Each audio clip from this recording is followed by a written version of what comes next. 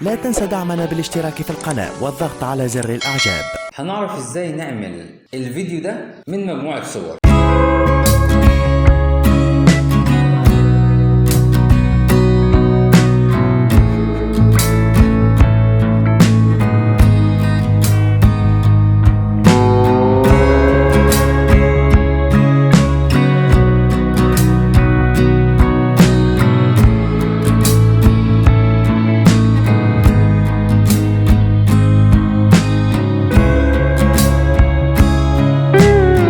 يعني أنا عندي مجموعة صور وبحركها عشان أكون الفيديو ده. يلا بينا نشوف الشرح. دي الصور والأغنية. هنسحب الصور وما بين أي صورتين بضغط كليك وأتحرك يمين وشمال عشان أغير مدة ظهور الصورة.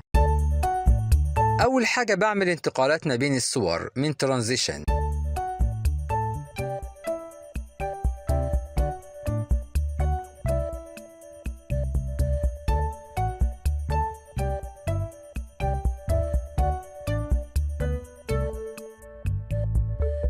ممكن أكبر المدة بتاعت الترانزيشن الانتقالة بالشكل ده. تعالوا نعمل انيميشن، يعني نعمل حركة للصورة نفسها، نخليها تتحرك، يعني لما تظهر بحركة، يعني ما تظهرش كده وخلاص. بختار الصورة واروح لانيميشن وبختار الحركة اللي انا عايزها.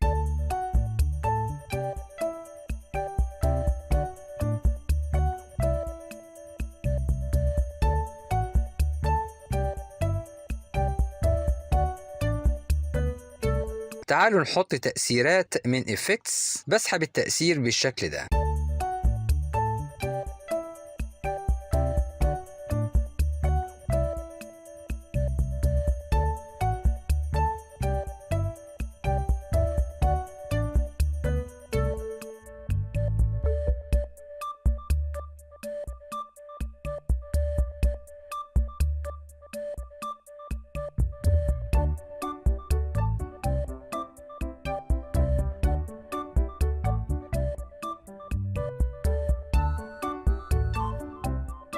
وده الفيديو النهائي.